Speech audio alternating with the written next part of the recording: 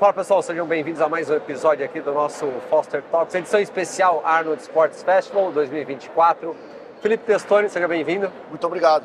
Valeu. Bom, Felipe vem da nutrição, então na verdade ele já frequenta a Arnold há muito tempo, um evento que nasceu na nutrição. Mas como que você vê os últimos anos da evolução do evento e da nutrição? O evento sempre foi muito reconhecido no âmbito do fisiculturismo, inclusive eu tenho esse histórico também, já fui atleta de fisiculturismo, mas está definitivamente maior do que nunca, né? Tem várias modalidades, inclusive o pessoal não deve estar ouvindo, a gente está ouvindo tudo acontecer aqui, né? Enquanto o evento científico sempre foi muito forte, e nos últimos 3 anos especificamente, nós temos trazido o tema do veganismo dentro do contexto do esporte, falando diretamente com os profissionais que são os prescritores e que têm condições de cada vez mais tornar esse movimento mais forte. Não, legal. Bom, é um movimento que está crescendo, eu falo aí porque eu estou cada vez mais também aderido a isso. Eu tenho cada vez sendo mais vegano ou mais, menos consumidor de carnes. E, bom, a tecnologia vem ajudando. Bom, você já é, quanto tempo você já está nesse indivíduo? 6 anos. E a halterofilia, você já veio do bodybuilding e realmente é um esportista. As pessoas aí têm um certo, não preconceito, mas não tem todas as informações. Como que você vê essa divisão, esse reconhecimento? Existe, de fato, um preconceito, a gente pode dizer que sim, especialmente no âmbito da musculação, do fisiculturismo, porque se entende que a carne e as proteínas de origem animal são essenciais para o desenvolvimento de massa muscular, né? Mas isso tem diminuído, muito também em virtude dos atletas que têm se destacado, inclusive no próprio fisiculturismo. A gente teve um atleta fisiculturista que ficou em 3º lugar na categoria aberta aqui, no dia de ontem, o nome dele é Guilherme Abomai, mas em outras modalidades também. Hoje, uma atleta de quem eu cuido da nutrição se classificou para a Olimpíada no levantamento de peso, ela é vegana, e as pessoas têm se aberto para essa ideia de consumir menos proteínas de origem animal, não necessariamente se tornando vegetarianas, como você falou, né? Algumas pessoas não vão se apegar ao rótulo, talvez tenham até algum tipo de resistência a ele, e essa não é a questão. Nós entendemos que qualquer redução no consumo ela é importante, e a gente procura ensinar sobre como fazer isso. Não, eu falo bem assim, eu defendo um pouco isso, porque é isso, hoje eu como carne, mas assim, como bem menos do que eu comia antes, né? A parte de legumes, só que eu consumi, comecei a gostar muito de consumir, mas assim, e não vi diferença na minha performance, pelo contrário, na questão de digestão, na questão de sono, não vi diferença a favor. Então foi uma das coisas que me encantaram mais para ir para esse lado. Como que por exemplo, porque isso eu acho que é a falta de informação. Você começa a entender as vantagens, você começa naturalmente a ir um pouco para esse lado mais. Exatamente. Uma das vantagens que a maior parte das pessoas vai perceber é exatamente na digestão. Parece que fica mais leve. Essa é a palavra que as pessoas sentem, né? A carne em especial fica ali causando aquele desconforto. E para quem, principalmente pratica endurance, consome volume de calorias muito alto, precisa se alimentar com frequência ao longo do dia, sente esse benefício. E é uma alimentação que é muito rica em carboidratos, via de regra, o que também contribui para a performance. Bom, mas qual que é, por exemplo, não a saída da receita. Quando você está tocando uma dieta mais carnívora, uma dieta mais vegana, obrigatoriamente eu tenho que comer um pouco mais em quantidade para repor um pouco o que tinha na carne? Porque eu vejo isso, né, do pessoal às vezes comer em quantidades pequenas e aí você não está realmente bem alimentado. Essa é uma pergunta muito boa. A gente tem que entender que as leguminosas, que são basicamente o grupo dos feijões, feijão, lentilha, grão de bico, tremoço e outras variedades, vão representar o principal substituto, por assim dizer, da carne, juntamente com os alimentos derivados de soja. A própria soja em grãos, mas também a proteína texturizada de soja, o tofu, que é um fermentado de soja, o tempê, que também é um fermentado de soja. Esses alimentos eles são bastante importantes. Então, no momento de compor um prato, aquela pessoa que decidiu reduzir o consumo de carne, é interessante que aquele espaço que a carne ocupava no prato seja substituída por um feijão, por um alimento dessa família, e não por um arroz, por exemplo, para que a gente possa equilibrar melhor os nutrientes e a oferta de proteína ser mais interessante. Não, legal, para mim eu tô me adaptando, mas assim, eu tenho gostado bastante disso, tenho buscado um pouco mais de informação, né? Eu tô vendo que realmente, talvez eu ser muito mais vegano vai ser um processo, mas ainda como um pouco de carne, assim, é pouco, às vezes é no almoço, ou uma vez na semana, mas eu fui aprendendo muito em casa, como que eu fui estudando, você um pouco, a Lugno me influenciou bastante, foi em casa da minha namorada, ela é vegana, então ela estuda muito isso, então o que ela faz, eu tô perto dela, então então isso me facilita. Eu estou aprendendo bastante dentro do processo, né? Ela não é nutricionista, mas ela estuda bastante isso, ela foi buscar esse autoconhecimento e as coisas que se adaptam para ela. Mas para quem não tem todas as informações, onde que a gente encontra isso? Porque agora vocês têm um guia, pô, aqui está um guia mais completo, tem vários colaboradores aí que estão juntos, assim como você, a ler. O que ele tem de informações aí? Serve para um profissional ou serve para um mais leigo, igual eu? Ele serve para os dois. Eu me tornei vegano há 6 anos, como eu comentei, e senti muita falta dessa informação. Precisei buscar por conta própria. Ao longo desses anos, a literatura científica tem crescido, mas até então nós não encontrávamos essas informações condensadas e mais palatáveis também, né? Com uma linguagem que fosse mais acessível. Então nós fizemos esse trabalho conjunto.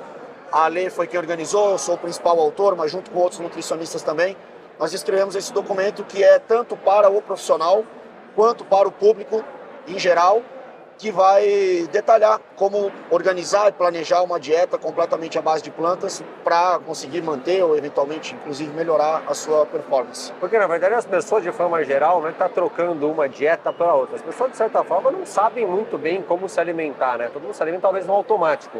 Exato. Digo, não que as pessoas tenham orientação disso. Eu tenho buscado bastante realmente me aprimorar com relação a isso, porque a importância do exercício, da alimentação, do sono, são coisas que eu tenho realmente olhado bastante, né, para mim e para fora para buscar informações. Você atende muita gente. Pô, você tá vendo essa onda, pô, mais vegana assim, ela vem crescendo. Mas assim, o que impacta onde as pessoas têm acesso às informações? Por exemplo, quando a gente compara com o documentário que a gente comentou agora há pouco, um documentário da Netflix, que tem informações sobre isso. Informações ali são válidas, né, como a gente comentou. Então, o que você pode fazer essa relação, por exemplo, com o guia, com um documentário como esse? Porque um documentário como esse, muita gente às vezes assiste na frente. Digo, assiste para depois, elevando o nível de consciência, para depois assistir um guia e atrás de mais informações. O que tem de relevante num documentário como esse? Qual que é a associação com o guia? Esse documentário, como a gente comentou um pouco antes aqui, ele foi muito feliz em mostrar para as pessoas que seguir uma dieta à base de plantas é algo possível, está acessível, inclusive muitos atletas, inclusive de alto rendimento, têm já feito isso. Então, encorajou as pessoas, mas elas continuaram muitas vezes sem saber ainda como. O guia, ele vai explicar exatamente como fazer isso e ele traz um embasamento científico que os profissionais precisam para também fazer condutas mais acertadas.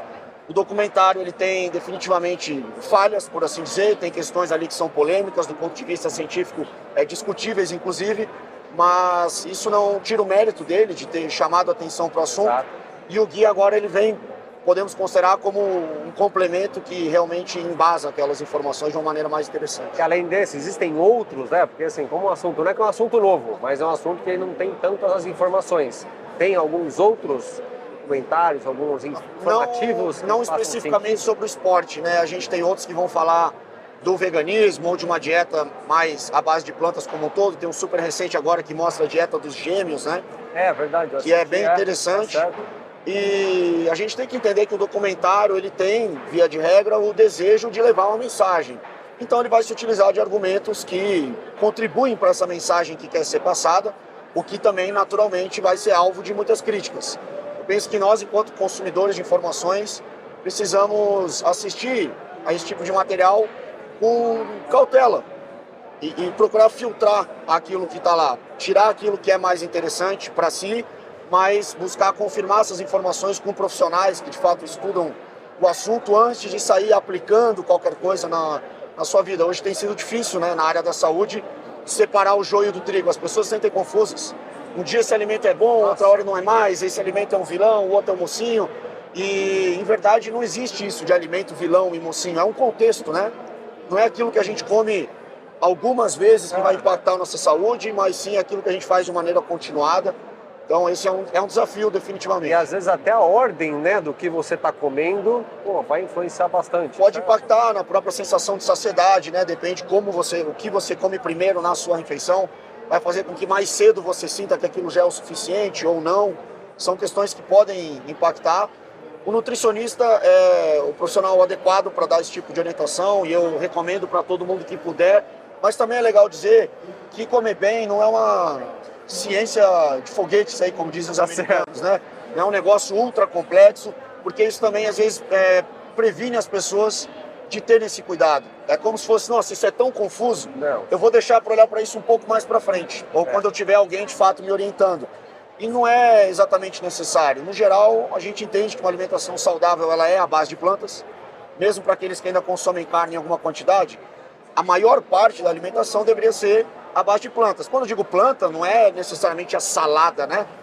O arroz é planta, o feijão Sim. é planta, né? E todos os demais. Então, comer esses alimentos de maneira predominante está completamente de acordo com uma boa alimentação, pensando em saúde e também em performance. Depois, os detalhes disso a gente vai ajeitando conforme caminha. Não, mas legal.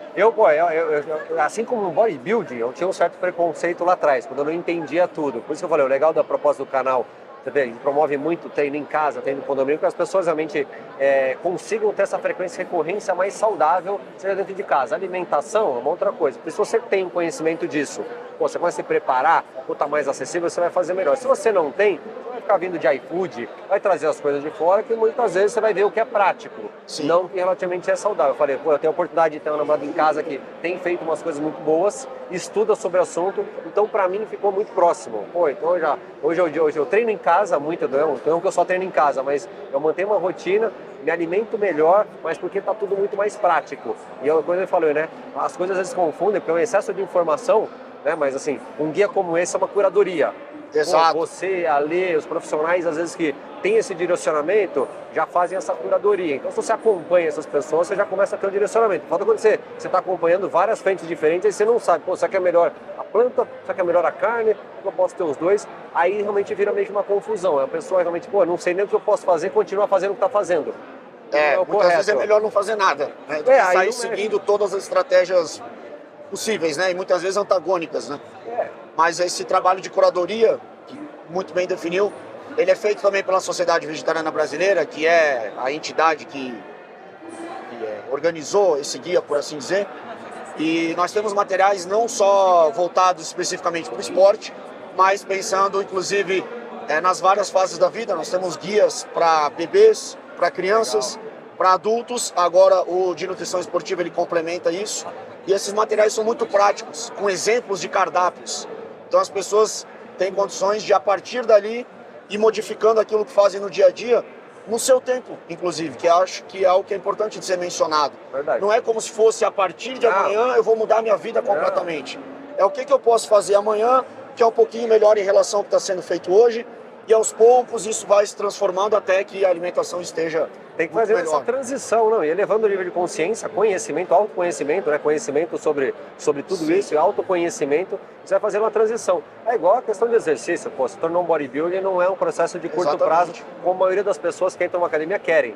Pelo contrário, é uma jornada longa, talvez anos. E aí eu defendo lá pro pessoal, falo, você precisar treinar, o mais importante é até você começar a aprender sobre biomecânica, para você começar a ter uma eficiência. Você ficar dependendo só de um professor ou de uma academia, talvez ou vai ficar caro, a conta uma hora pode ser que ela não feche, aí você não, talvez uma hora nem você queira manter um profissional sempre do seu lado. E você não desenvolve autonomia, né? Exato. Porque também dentro da rotina que muitas pessoas vivem, vão precisar viajar, se deslocar, tá num outro lugar, não tem um profissional disponível, mas tem uma academia de hotel, tem uma academia hoje até de rua, né? A gente está vendo aqui vários equipamentos que oferecem isso e a pessoa ela consegue se virar. Na nutrição não é diferente.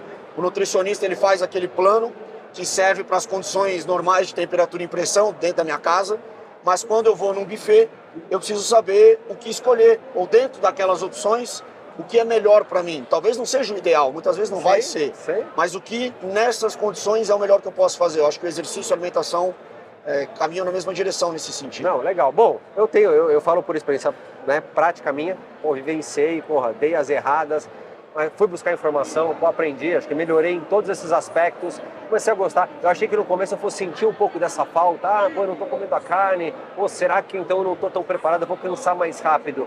Aí foi realmente uma preocupação minha, mas, cara, pelo contrário, eu achei que no final foi muito melhor, cara, a questão de sono, digestão, então, porque eu monitoro sono também. Sim. Então, eu fico de olho quando eu como, o que eu como à noite. Quando eu como uma carne à noite, eu vejo que isso faz a diferença, porque a digestão ela se alonga. Sim. Então eu percebi isso, então para mim foi uma coisa natural. Quando eu como carne, eventualmente é no almoço, quantidade menor. Mas, Felipe, valeu, cara. Muito obrigado. Valeu pelo aprendizado e vamos lá, defendendo um pouco isso, porque realmente eu estou praticando, estou vivenciando, acho que faz sentido, né? Muitos atletas estão nessa, ou eles, né, já estão nessa, muito estudo científico, aí tem além de você e da Elê, eu vi ali uma carteira de gente aí que faz parte aí do processo todo. Eu agradeço demais o espaço para a gente falar sobre esse assunto. Esses materiais que eu mencionei, eles estão disponíveis para download totalmente gratuitos no site da Sociedade Vegetariana Brasileira. Vai deixar o link, o QR Code, né? E eu estou disponível aí sempre que quiser bater um papo, conta comigo. Valeu, pode deixar. A gente pode marcar um outro mais longo para falar disso aí, quero aprender. Valeu. Valeu mesmo. Até mais, gente. Obrigado. Valeu. Show.